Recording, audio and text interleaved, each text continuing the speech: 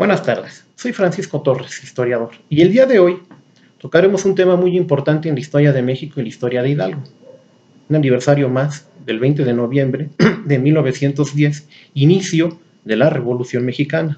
Bueno, ese es un proceso histórico muy complejo en el cual tocaremos dos temas fundamentales. Primero, un contexto histórico sobre el inicio de la Revolución Mexicana y segundo, un tema muy interesante sobre el estado de Hidalgo y un personaje histórico de Pachuca, el licenciado Alfonso Cabioto Mejorada, que como ustedes saben, estuvo en el artículo 3º constitucional allá en la ciudad de Querétaro en 1917. Bueno, continuemos. El contexto histórico, escuchen muy bien, es muy importante que tomen en cuenta que a partir de la Guerra de Reforma y su culminación con la intervención francesa y en 1867 la expulsión de los franceses y la derrota del grupo conservador, viene un gran periodo liberal, que unos denominan como la República Restaurada, bueno, en la historia oficial así lo denominan. Don Luis González y González, un gran historiador, diría que es el advenimiento de lo que podría ser el gobierno liberal y posteriormente revolucionario. Benito Juárez muere en 1872, posteriormente llega Sebastián Lerdo de Tejada y Porfirio Díaz, el general, que como ustedes saben, logra ganarle a los franceses y a buena parte de los conservadores, toma el poder. Hace el plan de la Noria y el plan de Tuxtepec, con su lema, sufragio efectivo, no reelección. Toma el poder de 1880 a 1910, reeligiéndose consecutivamente durante cada 4 años. Acuérdense que en ese tiempo eran cuatrienios los gobiernos de la República, el gobierno presidencial, y se eterniza como el gran dictador, políticamente hablando. Es entonces cuando otro grupo de sufragistas, como entre ellos Ponciano Arriaga, posteriormente Francisco I. Madero, y otros, que bueno, me cansaría de enumerar aquí, pero son los principales, deciden pelear por un sufragio efectivo, no reelección, y que la democracia en este país se pudiera llevar por cauces legales y democráticos, y finalmente terminar con la dictadura política. Recuerden ustedes muy bien que durante ese tiempo, por ejemplo, François Javier Guerra, otro gran historiador, menciona la famosa paz porfiriana. Él lo decía porque en ese tiempo había una relativa paz, pero finalmente todo era callado con el fusil, con azonadas militares y aplacando a los enemigos del porfiriato. Y metiendo, como lo menciona muy bien don Luis González y González, a los famosos caudillos. Había caudillos regionales y locales en cada estado del país, municipio, localidad, y don Porfirio Díaz, hábil político, los colocaba en puestos clave, ya sea gobernaturas o presidencias en las capitales más importantes, para poder tener el control político. Pero sin embargo, no había una verdadera democracia. El sufragio efectivo y no reelección que decía don Porfirio solo fue un lema para él tomar el poder y hacer una dictadura. Esa famosa paz porfiriana, como le decimos entre comillas los historiadores, bueno, solo fue un interregno de oprobios sociales, oprobios económicos y dictadura política. Había paz, pero finalmente había demasiada opresión. Un gran ejemplo son los famosos rurales, que era una guardia político-militar, bueno, policíaca militar, que dominaba las regiones y finalmente lograba apaciguar aquellos levantamientos sociales, ya sea de caudillos locales o protestas sociales en las regiones, ¿no? Un ejemplo de ellos es Heraclio Bernal. Heraclio Bernal en Sinaloa se levanta en armas, primero para pedir justicia, era digamos que Robin Hood de Sinaloa, de aquella región, ¿no? Por poner un ejemplo, ¿no? Le robaba a los ricos para darle a los pobres, pero finalmente don Porfirio se dio cuenta que ese estratagema, Heraclio Bernal, le estaba rindiendo muchos frutos políticos a Heraclio Bernal. Finalmente él manda a los rurales y logran tomar Heraclio Bernal en Sinaloa y bueno, es fusilado. Pero bueno, ese es un ejemplo de cómo utilizaba don Porfirio la fuerza y la estratagema de la paz porfiriana, que François Javier Guerra en sus posteriores investigaciones ha logrado dilucidar. Bueno, a partir de este contexto de cómo era la dictadura política con don Porfirio, estos grupos que retomé hace unos minutos, tanto el Club Ponciano Arriaga como don Francisco I. Madero, y otros, bueno, Venustiano Carranza, los Flores Magón, etcétera, Ricardo Flores Magón y su hermano Enrique, etcétera, etcétera, deciden que esto ya no podía seguir así. Bueno, en una elección, por ejemplo, ustedes han oído hablar de la entrevista Díaz-Krillman, que fue en 1908, donde Porfirio Díaz, en esa entrevista con este periodista norteamericano, James Krillman, dice, no, estoy dispuesto a entregar ya la presidencia, que hay elecciones libres, en ese tiempo libres. Finalmente los antiporfiristas se lo creyeron y empezaron a pugnar sobre una democracia efectiva. Y no solo los antiporfiristas, escúchenme bien, también al interior del grupo político de don Porfirio. Un ejemplo de ello es el general Bernardo Reyes, que gobernaba ya por el norte, y también, allá en Monterrey, para ser específico, bueno, Nuevo León, y también le empezó a interesar poder llegar al poder presidencial. Pero bueno, como ustedes saben, la entrevista de Díaz-Krillman solo fue un discurso político. Él se reelige en 1910 en unas elecciones fraudulentas, por lo que nos dice, por ejemplo, Ignacio Marván Laborde, en otro gran libro que él tiene sobre la acción del 1917, y pierde Madero. Pierde Madero en unas elecciones muy fraudulentas, y entonces Madero decide levantarse en armas. Realiza el Plan de San Luis, y en el Plan de San Luis está escrito, y en diversos periódicos de la época, que el 20 de noviembre de 1910 a las 6 de la tarde llama al pueblo de México a levantarse en armas en contra de la dictadura y pelear por sus derechos políticos. Entonces tenemos la crisis política, que fue importantísima para la Revolución Mexicana de 1910. Ya se los dije, el sufragio efectivo, no reelección, Madero lleva 30 años de dictador y no había cauce para la democracia. Estaban los caudillos regionales dominados por don Porfirio Díaz, esta famosa frase que yo creo que la han escuchado sobre pan o palo, o les daba maíz o les daba cárcel, ¿no?, a los enemigos políticos, dependiendo el asunto que le conviniera, ¿no? Bueno, a partir de esto está el conflicto económico. También tenemos una gran crisis económica en esos 30 años. Hay una semiesclavitud, por decirlo de alguna manera. Otros historiadores en la historiografía de este periodo dirán que más bien es una esclavitud. Un ejemplo, en Hidalgo tenemos el Zoquital, que era una hacienda donde prácticamente a los trabajadores agrícolas los tenían en condiciones de esclavitud.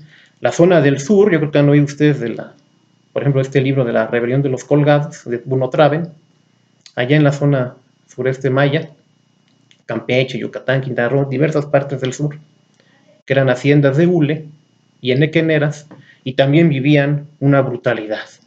Estaba esta crisis, como les digo, económico-social. Por el otro lado había una clase muy pudiente, los famosos científicos, que ustedes han ido a hablar de ellos, que don Porfirio los tenía muy a su consideración como intelectuales y además dueños del aparato económico del Estado y de las empresas privadas, mineras y petroleras, amparadas por el poder económico extranjero, empresas gringas, empresas norteamericanas y británicas, en su mayoría. También había alemanas, pero era más preponderante lo norteamericano y lo británico. Un ejemplo de ellos, por ejemplo, en Hidalgo, es la Huastecan Petroleum Company, que estaba en Tamaulipas, pero también tenía, tanto en Veracruz como una parte de Hidalgo muy pequeña, empresas petroleras. Pero bueno, ese es el conflicto económico. Y en el conflicto social, para hacer más sintético, bueno, están los famosos pelados. Yo creo que han escuchado de ellos. Bueno, era gente que vivía en la mendicidad, gente finalmente que vivía de limosnas, o vivía de obrero, de aguador, no le alcanzaba el dinero, finalmente era una precarización increíble. Muchos vivían atados a deudas, como en las haciendas enequeneras o en las haciendas pulqueras. Para esto de las haciendas pulqueras, vivían atados a las listas de raya. Yo creo que lo han escuchado ustedes. Allí el obrero o el campesino se endrogaba en la hacienda. Les pongo un ejemplo. Ellos querían, por ejemplo, azúcar o maíz para comer, ¿no? Iban con el hacendado y le decían, necesito que me comprar tales talegas o kilos de maíz para mi comida de la semana. Pero con su precario salario no le alcanzaba. Y entonces en la hacienda había una tienda. En la tienda, evidentemente eran de los hacendados, vendían el maíz y los productos básicos a sobreprecios. Si en ese tiempo valía 5 centavos un kilo, en el mercado normal, en la hacienda valía 20 centavos. Y imagínense ustedes que el salario, bueno, de acuerdo a los documentos históricos que hemos podido revisar, el salario de un jornalero era de 2 centavos diarios. No le alcanzaba, evidentemente. Entonces acudía a la tienda de la hacienda, compraba los productos y como no alcanzaba, pues se tenía que endeudar. Y entonces la hacienda tenía su lista de raya, abría la lista y le decía, bueno, el día de hoy me debes 10 centavos porque te llevaste 3 kilos de maíz o 3 kilos de azúcar. Y así era diario. Total que era una cuenta insalvable. Por eso era una forma de semiesclavitud. Finalmente no estabas atado por el hacendado obligatoriamente, pero tenías tantas deudas que no podías salir de la hacienda y de alguna forma, entre comillas, ser libre. Entonces, entre ellos, por ejemplo, Hans Werner Tobler, un gran historiador norteamericano, menciona que esa forma de esclavitud fue única y fue hecha en México. Así lo menciona él, en uno de sus grandes libros sobre la Revolución Mexicana. Bueno, este es el gran contexto. Traté de sintetizarlo. Es un contexto político, no hay libertades políticas, no hay democracia, hay dictadura presidencial y en las regiones. Hay una crisis económica, una semi-esclavitud, muy pocos ricos y demasiados pobres, demasiados. Hay una crisis social, como ahorita lo comenté, mendicidad, precarización de la vida, ignorancia, analfabetismo, pocos espacios de salud, o servicios de salud más bien, que aparte eran muy onerosos en esos tiempos. Y todo eso se junta para que haya el estallido del 20 de noviembre de 1910. El primer estallido fue político, como yo se los digo. Primero fue el sufragio efectivo no reelección. Madero, al sentirse perdido, porque le hacen un fraude electoral en 1910, decide levantarse en armas, hace el plan de San Luis y en diversos periódicos de la época, sobre todo en el norte, él declara el 20 de noviembre de 1906 a las 6 de la tarde, llamo al pueblo de México a una revolución militar. Quitemos al dictador Don Porfirio y tomemos el poder, sufragio efectivo, no reelección, y hagamos elecciones libres y democráticas. Ese fue el primer punto, el político. Los demás puntos que yo les cuento en el contexto, o les conté, tanto la crisis económica como la crisis social, se juntaron una vez que viene la Revolución Mexicana. Y empieza en Chihuahua, bueno, en todo el estado, en todos los estados del norte, y se sobreviene un mare magnum de guerra. Es de noviembre a febrero. En febrero cae Ciudad Juárez, la famosa batalla de Ciudad Juárez. Gana Madero la revolución. Porfirio Díaz llega a un arreglo político. Ya les conté hace unos minutos que era un gran político muy hábil. Llega a un acuerdo y se va a Francia, ¿no? Toma su famoso buque en Veracruz, el Ipiranga, y se va de aquí. Pero deja el país, finalmente, con una crisis política. Ustedes se preguntarán, ¿cuál crisis política si finalmente gana Madero? Lo que sucede es que gana Madero la Revolución Mexicana, hace elecciones libres, evidentemente él gana las elecciones, toma el poder, pero siguen los porfiristas en la Cámara y en muy buena parte del ejército. Eso es lo que se ha descubierto recientemente en la historiografía de la Revolución de unos 30 años hacia acá, sobre que realmente Madero no tenía el control total. Finalmente, ustedes ya saben, gana Madero, año y medio a él lo asesinan, el famoso cuartelazo. Luego viene una lucha entre los revolucionarios, acaudillados por Carranza, Francisco Villa y Álvaro Obregón, para derrocar en ese tiempo que le llamaban el Chacal Huerta, el general Victoriano Huerta, que es el que hace el cuartelazo contra Madero. Finalmente es una toma por el poder por el ejército, un golpe de Estado, y estos revolucionarios que habían peleado con Madero lo derrocan en un año. Y luego viene la famosa tercera fase de la revolución. Son 3 fases, de acuerdo a la historiografía. Bueno, otros dicen que son 5, son 6. Pero yo me ascribo a 3, bueno, eso es lo que historiográficamente a mí me agrada. Y cito mucho yo a Alan Knight. Alan Knight dice que son 3 fases de la Revolución Mexicana. La que empieza en 1910, esa primera fase culmina con el asesinato de Madero. La segunda fase es esta pelea entre los revolucionarios contra Victoriano Huerta para derrocar al Chacal, así la apodaban en ese tiempo. De hecho, les voy a contar una anécdota muy interesante. Victoriano Huerta era alcohólico consumado, y tomaba coñac. Y en ese tiempo, en los diarios de la época, por ejemplo en el diario Omega, mencionan una broma que hacían la gente de ese tiempo. Decían, ¿y ahora quién gobierna el país? El otro preguntaba a otra persona, el otro preguntaba, ¿cómo que quién gobierna el país? Y decía, pues son 2 franceses, ¿no? No, no es Huerta, no, son 2 franceses, Martel y Genesee. Se refiere a las marcas de coñac, que en ese tiempo, conspicuamente, el general Victoriano Huerta consumía. Pero bueno, esta no es una anécdota breve. La tercera fase, bueno, termina Huerta, que es la segunda, diría Alan Knight, y la tercera fase es entre revolucionarios. Una vez que Huerta es derrocado, los revolucionarios que toman el poder, que es Carranza, Villa y Álvaro Obregón, no se ponían de acuerdo. Decían, bueno, ya derrocamos a Huerta, ¿qué sigue? ¿Qué prosigue? ¿Entre quién se va a tomar el poder político? Finalmente Carranza se hace el jefe supremo de la revolución, nombran un presidente interino para hacer elecciones, pero oh sorpresa, los demás que ganaron, como los villistas, los obregonistas, bueno, está con Carranza, pues no están de acuerdo. Dicen, no, tenemos que hacer otra vía, pero la vía que no sea Carranza el que tenga el poder. Y hacen una convención, la convención, yo creo que ustedes la han de conocer, la convención de Aguascalientes, donde supuestamente se iban a reunir los revolucionarios, las distintas facciones, bueno, que eran 2, aglutinadas, uno por los villistas y zapatistas, y la otra eran los carrancistas, ahí estaban los obregonistas y los callistas, para finalmente, supuestamente, ponerse de acuerdo y tomar el poder. Pero en la convención no van los carrancistas, solo van los zapatistas y los villistas, y no se ponen de acuerdo. Finalmente, hay otra fase armada, donde finalmente Carranza, Obregón y Calles derrocan a Villa y Emiliano Zapata. Bueno, la última batalla, yo creo que ustedes lo saben, es la batalla de Celaya, que finalmente ahí pierde Francisco Villa el control revolucionario de la División del Norte.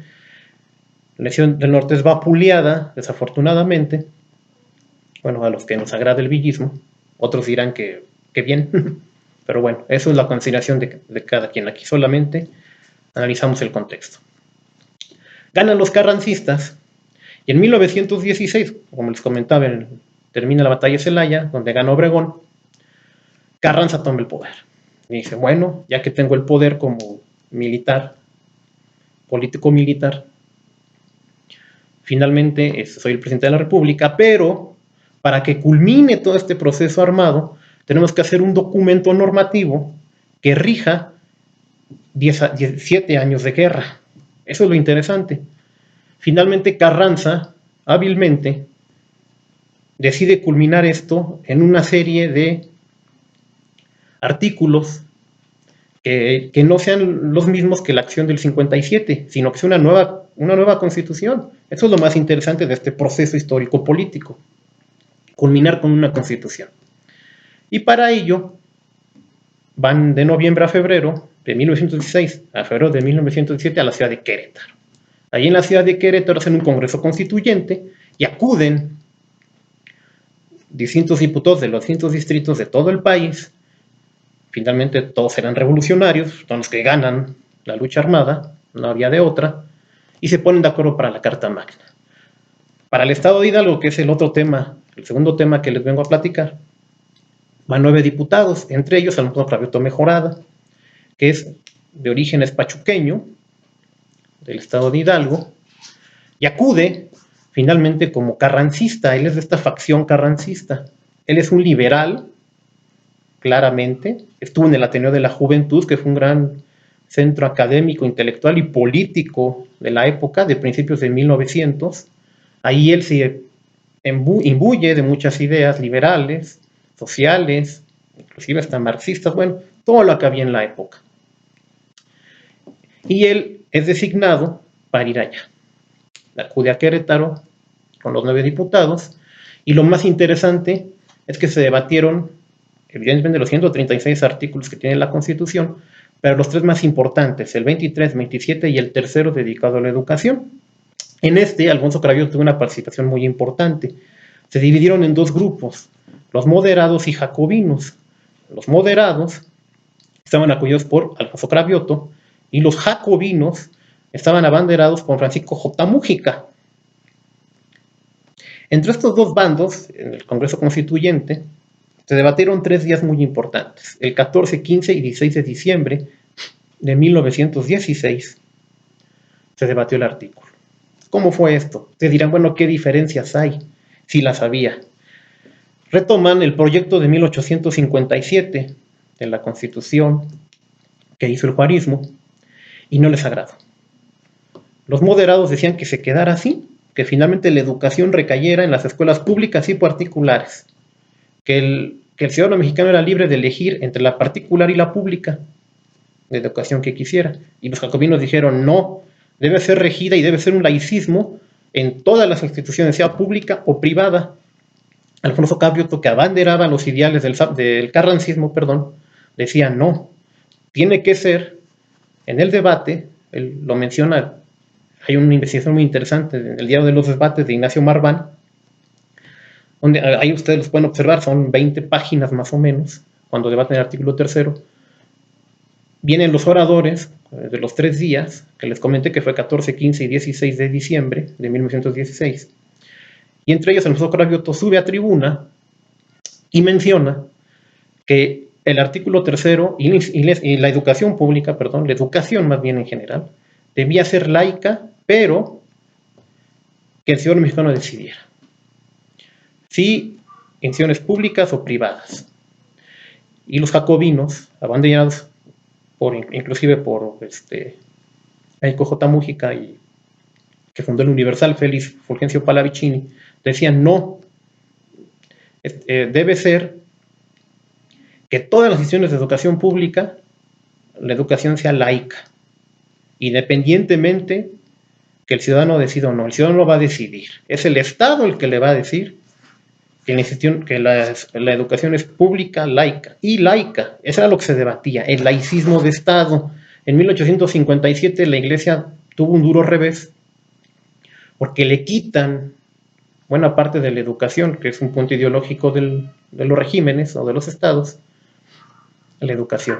En el 17 dijeron no, y para eso se enfrasca Alfonso Cravioto y el diputado Truchuelo, otro diputado de ese Congreso Constituyente, en un largo debate entre si era conveniente la educación laica para todo México, todos los ciudadanos, o si era la educación dada solamente para las escuelas públicas, el laicismo para las escuelas públicas. ¿Por qué es interesante este tema? Bueno, en recientes investigaciones, una que realicé hace menos de un año sobre el artículo 3º, hay un cambio historiográfico, es lo que yo encuentro ahí. Antes de esta investigación, se decía que fueron en unísono los diputados revolucionarios al Congreso Constituyente y aprobaron el artículo 3º como a la letra está ahorita, ¿no? Bueno, ha subido modificaciones, pero finalmente es el laicismo para todas las escuelas públicas. Pues no, claro que no. Y uno de esos partícipes fue Alfonso Cravioto. Alfonso Cravioto mencionaba, y es otro hito historiográfico que finalmente ya está a discusión. Bueno, pues finalmente Alfonso Cravioto sí era un revolucionario, pero era carrancista y formaba parte del grupo de poder de los moderados, los que quería que continuara con la elección del 57.